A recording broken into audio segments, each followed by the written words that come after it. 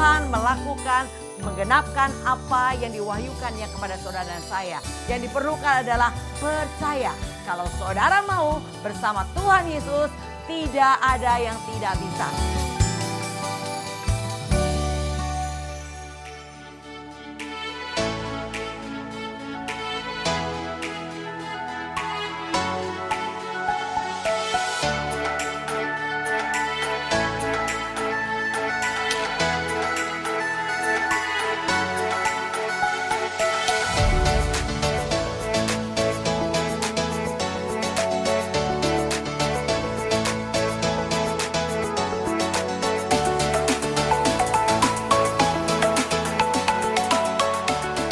Shalom sahabat penerobos, salam jumpa kembali. Hari ini kita masuk dengan tema persiapan menjadi prajurit. Ya, saudara dan saya, kita adalah prajurit-prajurit Tuhan yang gagah perkasa.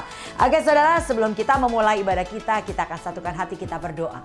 Bapa, kami mengucap syukur untuk kembali kesempatan pada saat ini. Kami boleh kembali menerima kebenaran firman Tuhan. Mari Allah Roh Kudus sendiri yang mengurapi kami semua, agar kami menerima kebenaran firman Tuhan dengan pengertian yang daripada Roh Kudus. Terima kasih untuk kesempatan Tuhan berikan. Kami persilakan Roh Kudus yang memimpin kami dari awal hingga pada akhirnya. Dalam nama Tuhan Yesus, haleluya, amin. Ya puji Tuhan saudara, bacaan kita ambil dari 2 Timotius 2 ayat yang keempat. Seorang prajurit yang sedang berjuang tidak memusingkan dirinya dengan soal-soal penghidupannya, supaya dengan demikian ia berkenan kepada komandannya. Ya, saudara, hari-hari ini kita sedang belajar untuk kita berkenan kepada komandan kita. Siapa? Dia adalah Tuhan Yesus Kristus yang menuntun langkah kita ke depan. Jadi saudara, kita belajari dulu misi kita, yaitu Generation of Breakthrough, generasi penerobos, yaitu melatih diri menjadi prajurit Kristus yang sanggup menerobos segala rintangan. Ya, melatih diri menjadi prajurit Kristus, itulah saudara dan saya sebagai generasi penerobos. Jadi saudara, prajurit itu artinya yaitu orang yang dikhususkan tinggal di asrama untuk apa? Dipersiapkan melalui pelatihan-pelatihan agar siap menjadi prajurit yang gagah perkasa, sehingga ketika masuk medan perang ia memperoleh kemenangan. Jadi perlu dilatih saudara. Untuk menjadi prajurit perlu dilatih. Masuk dalam camp pelatihan, dilatih dari pagi hari sampai selesai latihan setiap hari untuk membentuk pertama kali tubuhnya terbentuk. Kalau saudara lihat prajurit itu beda saudara dengan orang lain kebanyakan. Kenapa tubuhnya itu kekar begitu? Kenapa? Karena sudah terbentuk dengan latihan. Nah, saya percaya itulah yang Tuhan mau buat saudara dan saya, punya otot-otot rohani yang kuat. Makanya Tuhan melatih kita menjadi prajurit hari-hari ini. Ciri-ciri seorang prajurit kita akan pelajari saudara, dikatakan dalam Lukas 13 ayat 23 sampai 24. Dan ada seorang yang berkata kepadanya, "Tuhan, sedikit sajakah orang yang diselamatkan?" Jawab Yesus kepada orang-orang di situ, "Berjuanglah untuk masuk melalui pintu yang sesak itu. Sebab aku berkata kepadamu, banyak orang akan berusaha untuk masuk, tetapi tidak akan dapat." Ya, itulah salah satu karakter yang terbentuk dari beberapa sifat prajurit, yaitu mempunyai daya juang yang tinggi. Kenapa? Karena ia memang harus berlatih untuk berjuang saudara. Karena tidak ada seorang pun yang bisa diselamatkan kalau ia tidak mau berjuang. Kalau berusaha pun juga tidak akan pernah bisa masuk dikatakan. Jadi yang diperlukan adalah berjuang. Itu yang Tuhan mau untuk kita lakukan. Yang kedua saudara, ciri seorang prajurit adalah yang dikatakan Amsal 24 ayat 16a. Sebab 7 kali orang benar jatuh namun bangun kembali. Ya, Amsal 24 ayat 16a, 7 kali orang benar jatuh namun bangun kembali. Artinya seorang prajurit itu pantang menyerah saudara. Waktu ia jatuh, ia tidak terus membiarkan dirinya dalam kejatuhan, tapi ia akan bangun kembali. Itulah seorang prajurit. Nah, Tuhan latih saudara dan saya demikian. Manusia Tuhan tahu cenderung melakukan kejahatan, tetapi Tuhan berkata kalau kita mau datang kepada Tuhan, Tuhan akan benerin kita, Tuhan akan kuduskan kita, dan kita akan dimuliakan. Jadi oleh karena itu yang diperlukan adalah latih saudara menjadi prajurit yang pantang menyerah. Ada masalah, ada rintangan, maju terus saudara, terobos segala tantangan rintangan. Engkau akan mengenali kedahsyatan Tuhan. Ya, itu ciri seorang prajurit, punya daya juang yang tinggi, pantang menyerah. Yang ketiga, Matius 25 ayat 21. Maka kata tuannya itu kepadanya, "Baik sekali perbuatanmu itu, hai hambaku yang baik dan setia. Engkau telah setia dalam perkara kecil, aku akan memberikan kepadamu tanggung jawab dalam perkara yang besar. Masuklah dan turutlah dalam kebahagiaan tuanmu. Ya, seorang prajurit punya loyalitas yang tinggi atau kesetiaan, saudara. Maka dikatakan seorang prajurit itu dia akan bertanggung jawab dengan apa yang dipercayakannya. Maka kalau dikatakan dalam firman Tuhan tadi kita baca, Tuhan akan mempercayakan perkara yang lebih besar, tanggung jawab yang lebih besar. Maka seorang prajurit itu punya level tingkatan bintang 1, bintang 2, bintang 3 sampai jenderal, saudara. Nah, itu level tingkatan yang akan semakin naik. Begitu juga saudara dan saya, sebagai prajurit Tuhan kita akan dibentuk dengan level iman yang makin bertambah sampai Tuhan berkata, sempurnalah engkau karena Bapa di surga sempurna. Tuhan mau saudara dan saya sempurna. Seorang prajurit siap melakukan apapun atas perintah pimpinan atau komandannya. Bahkan jikalau ia harus mengorbankan nyawanya pun ia akan memberikannya, saudara ya. Yang ketiga adalah loyalitas yang tinggi dan kesetiaan. Ya, ayat bacaan kita adalah Matius 25 ayat 21. Maka kata Tuhan itu kepadanya, baik sekali perbuatanmu itu, hai hambaku yang baik dan setia. Engkau telah setia dalam perkara kecil, aku akan memberikan kepadamu tanggung jawab dalam perkara yang besar. Ya, itu dikatakan saudara, kepercayaan yang akan diberikan bertambah karena kesetiaan dan tanggung jawab yang dilakukan oleh seorang prajurit membuat ia akan semakin dipercaya dan dipercaya. Maka kalau di dalam keprajuritan itu ada level atau tingkatannya, bintang 1, bintang 2, bintang 3 ya sampai jenderal, saudara. Nah, itulah saudara, demikian juga kita dalam kehidupan kerohanian saudara, kita akan diproses, dibentuk dengan level iman yang makin hari makin bertambah sampai sempurna. Karena Tuhan berkata, sempurnalah engkau karena Bapa di surga sempurna. Tuhan mau saudara dan saya sempurna. Jadi oleh karena itu, mari saudara tetap punya loyalitas yang tinggi dan punya kesetiaan. Seorang prajurit dikatakan ia akan melakukan apapun yang diperintah oleh komandannya. Bahkan kalau harus mengorbankan nyawa sekalipun, karena dalam dunia militer dia menganut sistem pemerintahan garis lurus atau sistem komando yang mengharuskan setiap prajurit itu patuh dan taat serta rela melakukan apapun atas perintah pimpinan tanpa menolak atau protes. Nah, itulah saudara sebagai seorang prajurit. Teman saya bercerita tentang suaminya sebagai seorang prajurit. Dia berkata pernikahannya 13 tahun, mungkin kebersamaan bisa dihitung mungkin sekitar 2 tahun. Kenapa? Suaminya sebagai komandan di dalam kemiliteran dan dia ini sering ada di medan peperangan di Libya ya. Dia sering diutus ke luar negeri dalam keadaan sebagai pasukan yang dikirim untuk berperang. Nah, dia berkata bahwa suaminya tuh kalau dapat telepon langsung saudara, mau dalam kondisi apapun dia pasti akan pergi saudara. Bahkan pernah pengalamannya ketika sama suaminya udah rencana mau jalan-jalan, mereka udah siap berangkat tapi dapat perintah dari atasannya untuk pergi ke medan perang, dia langsung batalkan jalan-jalan itu untuk pergi. Bahkan dia bilang begini, anaknya itu pernah waktu itu dia baru melahirkan, suaminya datang dengan perlengkapan pakaian prajurit, datang ke rumah sakit, lalu motong tali pusar, habis itu dia langsung pergi dan setahun kemudian baru datang sampai anaknya panggilnya om begitu. Sampai demikian rupa saudara. Dan dia katakan suaminya sering cerita, kalau lagi ada pertemuan di lapangan tiba-tiba hujan besar, kalau komandan gak bilang bubar jalan, dia tetap akan ada di situ saudara.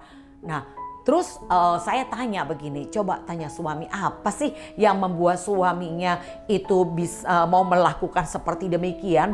Pasti gajinya besar ya, saya bilang. Enggak bu, gajinya enggak besar. Terus apa? Kamu pernah tanya enggak? Saya tanya begitu. Pernah. Dia bilang karena saya cinta bangsa, saudara. Karena cintanya kepada bangsa, dia rela melakukan hal demikian. Gak pernah dia punya alasan sakit untuk ia tidak taat apa kata pemimpin begitu. Jadi dia selalu berkata ya dan dia taat melakukan. Kadang-kadang lagi tidur tiba-tiba dapat telepon dan dia pagi-pagi lihat udah gak ada saudara. Nah, seringkali hal demikian yang dialaminya sebagai seorang istri prajurit. Dan saudara, demikian juga saudara dan saya, kita sedang dilatih dibentuk menjadi prajurit-prajurit surga yang gagah perkasa. Seharusnya kita punya respon seperti seorang prajurit tadi saudara. Kalau prajurit dalam dunia nyata, melakukan hal yang demikian, berani membayar harganya sedemikian rupa untuk taat apa kata komandan, bukankah harusnya kita lebih lagi melakukannya? Karena komandan kita adalah Tuhan Yesus sendiri. Kita mau belajar taat, Tuhan mau mengutus kita, Tuhan mau proses kita, mau bentuk kita seperti apapun, yang diperlukan adalah taat. Lakukan saja saudara, pedomannya sudah kita miliki, Alkitab yang saudara pegang itu sebagai acuan bagaimana kita harus melangkah. Ya saudara, itu yang keempat adalah sifat atau ciri seorang prajurit, dikatakan 1 Yohanes 3 ayat 16. Demikianlah kita ketahui kasih Kristus, yaitu bahwa ia telah menyerahkan nyawanya untuk kita, jadi kita pun wajib menyerahkan nyawa kita untuk saudara-saudara kita. Ya, harus rela berkorban. Seorang prajurit mau berkorban demi orang lain tanpa mengharapkan imbalan apapun. Ini prajurit saudara. Begitu juga Tuhan melatih saudara dan saya. Rela berkorban untuk siapa? Bukan hanya untuk orang yang baik saja dengan kita saudara. Dikatakan di dalam Matius 5, kalau kita cuma baik kepada orang yang baik sama kita, apa bedanya? Pemungut cukai juga melakukan hal demikian. Tapi Tuhan berkata dalam Matius 5 ayat 44, tetapi kata Tuhan, kasihilah musuhmu dan berdoalah bagi orang yang menganiaya kamu. Nah, itu yang Tuhan mau saudara lakukan sebagai seorang prajurit, rela berkorban. Yang dikatakan 1 Korintus 6 ayat 7, adanya saja perkara di antara kamu seorang terhadap yang lain telah menunjukkan kekalahanmu. Kenapa engkau tidak lebih suka diperlakukan dengan tidak adil? Kenapa engkau tidak lebih suka dirugikan? Jadi gak apa-apa. Diperlakukan dengan tidak adil, dirugikan gak apa-apa. Yang penting jangan ada perkara di antara saya dengan kamu. Begitu seharusnya sebagai prajurit Tuhan yang gagah perkasa. Yaitu yang Tuhan mau kita latih diri kita. Maka melalui proses pembentukan, saudara sedang dilatih untuk memiliki sifat seorang prajurit. Jadi rela berkorban. Yang kelima, seorang prajurit, Wahyu 13 ayat 10 dikatakan, Barang siapa ditentukan untuk ditawan, ia akan ditawan. Barang siapa ditentukan untuk dibunuh dengan pedang, ia harus dibunuh dengan pedang. Yang penting di sini ialah ketabahan dan iman orang-orang kudus. ya, tabah. Ya, seorang prajurit punya ketabahan. Jadi siap ditugaskan ke seluruh pelosok negeri. Sifat tabah atau sabar ketika menghadapi sesuatu meskipun hatinya berkata tidak, namun karena tugas yang mengharuskan membuat kita tetap menjalankan perintah tersebut. Jadi mengalahkan kepentingan diri sendiri untuk melakukan kepentingan daripada komandan atau daripada bangsa atau negeri atau daripada Tuhan. Begitu. Jadi artinya kita mau taat melakukan apa yang Tuhan perintahkan. Artinya kita mau tanggalkan ego kita sendiri, gengsi, harga diri, nama baik kita harus habis. Saudara perhatikan apa yang membuat Esther terpilih menjadi ratu. Dikatakan sebelum ia dipilih menjadi ratu, Esther tidak menginginkan apapun selain taat apa kata Hegai. Dikatakan tidak ada yang diinginkan oleh Esther selain taat apa kata Hegai, yaitu penjaga kaum wanita di benteng Susan. Jadi begitu juga saudara saya. Saudara gak usah berpikir tentang apapun, yang penting adalah taat apa kata perintah Tuhan saudara. Dan Tuhan tidak terlihat, tapi Tuhan mau saudara lakukan.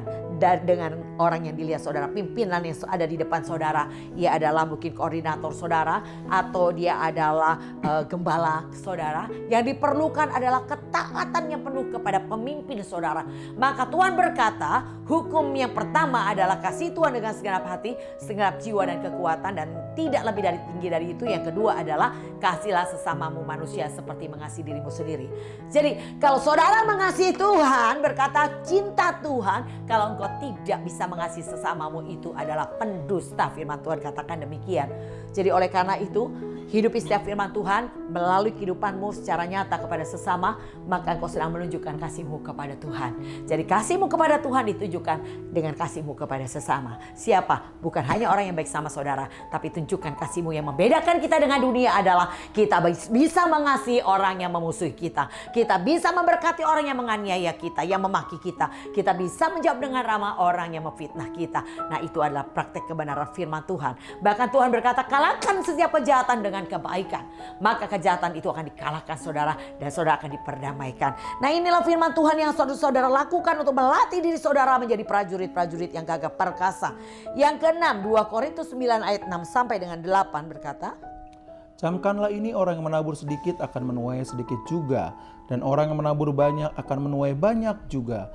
Hendaklah masing-masing memberikan menurut kerelaan hatinya, jangan dengan sedih hati atau karena paksaan, sebab Allah mengasihi orang yang beri dengan sukacita, dan Allah sanggup melimpahkan segala kasih karunia kepada kamu, supaya kamu senantiasa berkecukupan di dalam segala sesuatu dan malah berkelebihan di dalam pelbagai kebajikan. Ya. Lakukan segala sesuatu dengan kerelaan, jangan dengan sedih hati, bahkan jangan dengan terpaksa. Itu yang Tuhan mau untuk kita lakukan, yaitu melakukan sesuatu hal karena panggilan hati, saudara. Karena memang kita ingin mengabdi tanpa diperintah, karena bagi seorang prajurit kebanggaan bagi dirinya akan timbul bukan karena adanya pengakuan dari masyarakat luas, namun ketika ia berhasil ikut membantu meringankan masalah yang dihadapi oleh rakyat. Itu adalah seorang prajurit, saudara. Contohnya, kalau terjadi gempa bumi, walaupun ia menghadapi masalah yang sama, saudara, mungkin rumahnya juga kena gempa, tapi ketika mendengar bahwa ada gempa bumi yang membuat ada banyak orang menderita di sana, dia akan meninggalkan urusannya untuk ia menolong sesama di sana. Nah, itulah seorang prajurit, tidak mementingkan kepentingannya sendiri, tapi kepentingan orang lain. Nah, saudara, jadi punya inisiatif, seorang prajurit punya inisiatif untuk melakukan segala sesuatu untuk kebaikan orang lain, bukan untuk kepentingannya sendiri. Nah, begitu juga yang harus saudara dan saya lakukan. Kalau saudara melakukannya, saudara akan menjadi prajurit yang luar biasa. Nah, inilah semua yang harus ada pada kita sebagai prajurit Kristus, dan hanya bisa kita dapatkan melalui proses latihan. Jadi sesungguhnya percayalah, setiap proses pembentukan goncangan masalah yang saudara hadapi itu punya tujuan Tuhan, yaitu melatih saudara menjadi prajurit-prajurit Tuhan yang gagah perkasa, yang tidak mudah menyerah, tidak cengeng, tidak mengundurkan diri. Enggak, saudara. Seorang prajurit hanya terpikir di pikirannya maju terus dan selesaikan sampai kemenangan diperolehnya. Nah, begitu juga saudara dan saya sebagai prajurit, jangan gampang menyerah. Ada banyak orang karena melihat apa yang dilihat langsung berkata tidak bisa, gak sempat, gak mungkin. Seperti itu namanya pecundang, saudara. Buktikan saudara bukan pecundang, tapi saudara prajurit yang gagah perkasa. Yaitu dengan cara apa? Hadapi segala rintanganmu. Ingat saudara, kita tidak berjalan sendiri. Kita punya Tuhan yang besar, kita punya Tuhan yang dahsyat. Dan Tuhan yang dahsyat itu yang akan memampukan saudara melakukan perkara-perkara besar. Saudara bisa melakukan lebih dari apa yang orang dunia bisa lakukan, karena kita disertai kekuatan kuasanya yang dahsyat. Jadi seorang prajurit percaya penuh kepada komandan. Kalau komandan meminta dia melakukan sesuatu, dia percaya bahwa komandan sudah pikirkan bahwa kita pasti bisa. Ya, saudara, itu yang harus kita lakukan melalui proses latihan, yaitu setiap kejadian dalam hidup saudara. Ketika saudara berdoa, percayalah Tuhan izinkan semua untuk tujuan baik buat saudara dan saya. Tuhan tidak pernah merencanakan kecelakaan, itu yang saudara harus catat. Tuhan hanya merencanakan memberikan kepadamu damai dan hari depanmu yang penuh harapan. Caranya adalah datanglah kepada Tuhan ketika hatimu tidak damai, dan kau akan melihat damai yang melampaui akal dan pikiran akan datang dan menguasaimu. Hayo saudara, jangan biarkan dirimu terbelenggu dengan perasaan sakit hati, kecewa, marah. Itu adalah belenggu. Saudara harus putuskan belenggu dengan kekuatan Tuhan. Seperti mungkin saya pernah saksikan, tapi mungkin ada di antara saudara yang belum mendengar kesaksian ini. Bagaimana satu hari saya pernah mengalami satu ikatan belenggu yang membuat saya kecewa dengan semua orang. Saya kecewa dengan suami, dengan anak, dengan full timer, dengan pelayan Tuhan. Saya kecewa. Saya nggak mau ngapa-ngapain, saya cuma mau ada di ruang doa saya. Dan saya rasanya mau batalkan semua jadwal pelayanan saya. Dan waktu itu saya tiba-tiba Tuhan ingatkan Yesaya 40 ayat 29. Dialah yang memberi kekuatan kepada yang lelah dan menambah semangat bagi yang tiada berdaya. Saya nggak berdaya, tapi hari itu saya tahu bahwa hanya Tuhan yang bisa memberi tambahan semangat buat saya. Apa yang saya lakukan, saudara? Saya berlutut, jidat saya sampai ke lantai, saya tersungkur, saya bangun dan saya tersungkur, saya bangun, saya tersungkur. Saya cuma bilang begini, Tuhan, kalau Tuhan gak beri saya semangat, saya akan begini, pingsan gak apa-apa Tuhan. Dan saya berseru, Tuhan beri saya semangat, Tuhan beri saya semangat, Tuhan beri saya semangat. Saya berseru kuat di hadapan Tuhan. Sekitar mungkin hampir 30 kali saya lakukan itu. Tiba-tiba saudara, seperti belenggu itu patah. Seperti saat itu saya dimerdekakan dari perasaan kecewa. Tiba-tiba perasaan itu hilang daripada saya. Damai yang melampaui akal pikiran menguasai hati dan pikiran saya. Tiba-tiba perasaan kecewa itu tidak ada lagi sama saya. Saya memandang segala sesuatu itu adalah baik, saudara. Jadi saya mengerti hari ini, ternyata rasa kecewa, sakit hati, marah itu adalah belenggu yang membelenggu saudara. Jadi oleh karena itu datanglah kepada Tuhan, Tuhan akan mematahkan setiap belenggu saudara. Nah itulah saudara yang Tuhan mau untuk kita lakukan. Latih dirimu sebagai prajurit.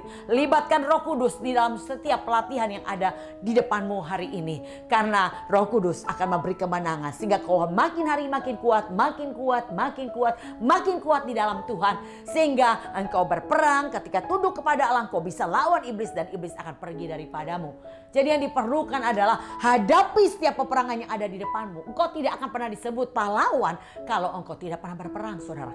Seorang prajurit tidak akan disebut dia adalah pahlawan kalau dia nggak berperang. Ia ada ketika meninggal dia ada di taman makam taman pahlawan. Kenapa? Karena ia berperang, saudara.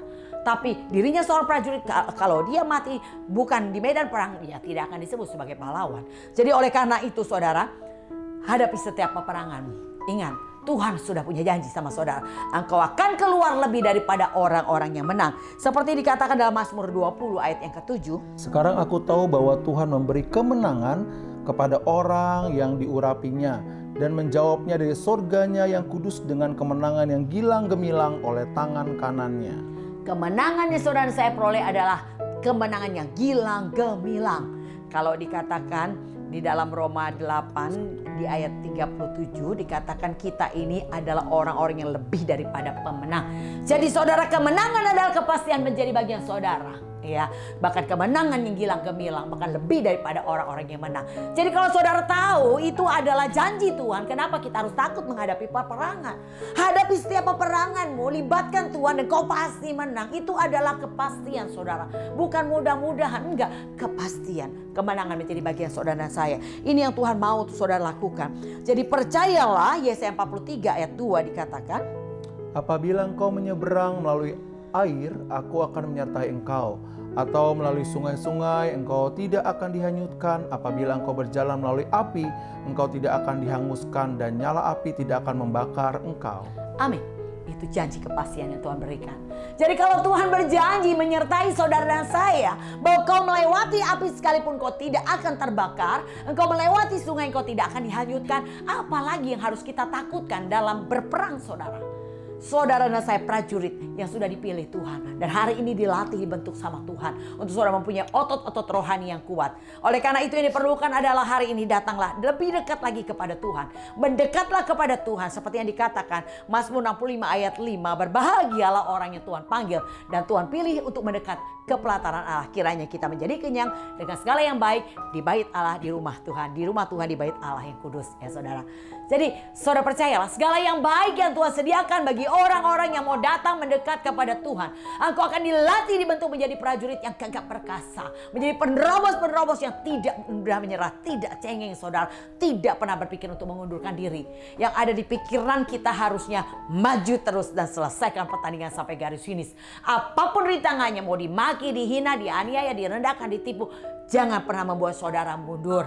Maju terus. Iblis hanya punya tujuan satu, menggoda manusia, adalah menjauhkan engkau daripada Tuhan. Jadi ketika engkau berpikir untuk tidak mengikuti ibadah, ketika engkau berpikir untuk mengurangi, sesungguhnya engkau sedang masuk dalam strategi tipu daya iblis yang berusaha membuat engkau jauh daripada Tuhan. Karena ketika kita mendekat kepada Tuhan, iblis gak bisa buat apa-apa, saudara. Kalau kita mendekat kepada Tuhan, maka kekuatan Tuhan yang dahsyat akan turun menguasai saudara saya. Kalau kekuatan Tuhan ada pada kita, iblis dia tidak akan pernah berani mendekat kepada saudara dan saya. Jadi oleh karena itu, ambillah kekuatan Tuhan, ya saudara, dan berjalanlah bersama dengan Tuhan dan lihatlah janjinya. Kemenangan adalah kepastian. Oleh karena itu, untuk memperlengkapi saudara dan saya mengundang saudara untuk masuk di dalam ibadah pemuritan dan doa pagi yang kami selenggarakan sebagai generasi penerobos. Saudara, kalau mau jadi penerobos, mari bergabung bersama dengan kami. Saudara boleh catat nomor WA di bawah ini dan ketik katakan saya rindu untuk bergabung dalam pemuritan dan doa pagi. Saya akan kasih linknya, tapi saya hanya mau memberi kepada orang-orang yang sungguh-sungguh mau mengikuti saudara. Kita lewat media Zoom, jadi tidak ada alasan yang berkata bahwa internetnya susah begitu, nggak ada kuota. Nah, saya tidak mau demikian, tapi saudara orang yang sungguh-sungguh mau menjadi prajurit, mari saudara, sungguh-sungguh saudara, saya akan kasih linknya dan ikutilah setiap acara ibadah yang saya akan selalu berikan share linknya kepada saudara saya dengan tema-tema yang ada. Jadi oleh karena itu semangat saudara. Dan saya juga memberi kesempatan kepada anak-anak muda di usia 25-40 tahun untuk saudara terlibat di dalam generasi Yeremia. Jadi artinya kita punya kelompok generasi Yeremia yang dibentuk dipersiapkan menjadi Yeremia yang punya keberanian menyuarakan kebenaran dan cinta mati-matian kepada Tuhan. Mari saudara bergabung di dalamnya. Dan saya percaya saudara akan diperlengkapi, saudara akan diajar untuk kita dilatih menjadi penerobos yang luar biasa. Puji Tuhan, Tuhan Yesus berkati. Saudara boleh catat nomor ini untuk masuk dalam grup generasi Yeremia yang berusia 25-40 tahun. Mari persiapkan dirimu masuk dalam tuayan yang terbesar dan terakhir. Terpuji nama Tuhan. Saya akan berdoa buat saudara. Terima kasih untuk firman yang sudah kami terima Tuhan. Hari ini kami mengerti bagaimana melatih diri menjadi prajurit. Kami mau Tuhan persiapkan menjadi prajurit Tuhan yang gagah perkasa. Yang tidak gampang menyerah, tidak gampang mengundurkan diri. Tapi kami mau maju terus dan menyelesaikan pertandingan iman yang Tuhan percayakan sama kami Tuhan. Sampai garis finish. Dalam nama Tuhan Yesus kekuatan Tuhan turun atas kami semua. Dalam nama Tuhan Yesus kami menerimanya. Haleluya. Saudara maju terus dan tetap semangat. Jangan pernah ada apapun yang membuat engkau mengundurkan diri. Tetap terobos segala rintangan. Tuhan Yesus berkati. Salam GOB.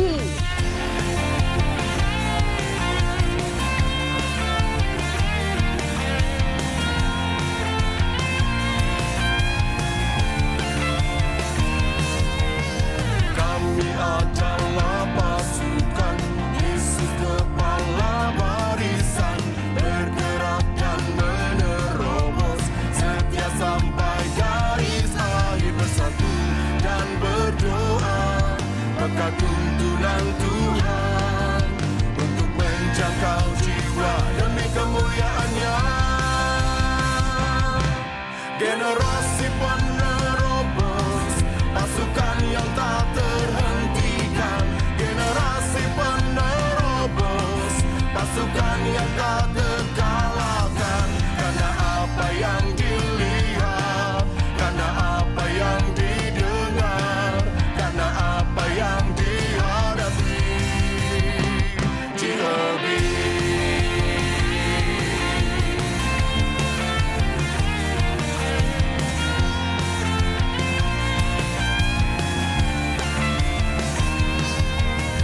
Kami adalah pasukan Yesus kepala barisan, bergerak dan menerobos, setia sampai garis akhir, bersatu dan berdoa, maka tuntunan Tuhan untuk menjangkau jiwa demi kemuliaan-Nya.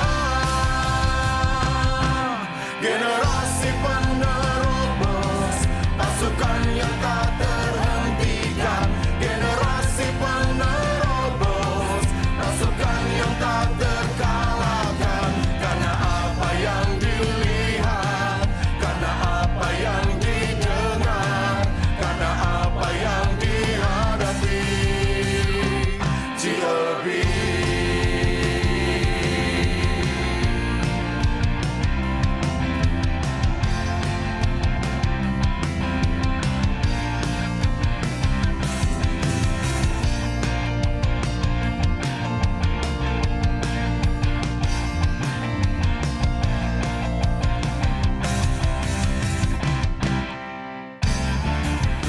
Mika 2 ayat 12-13 berkata, Yesus adalah kepala barisan yang berjalan di depan para penerobos, dan penerobos akan berjalan ke tempat di mana Tuhan berjalan. Maju terus, jangan berhenti, karena apa yang dilihat, karena apa yang didengar, karena apa yang dihadapi. Selesaikan sampai garis finish.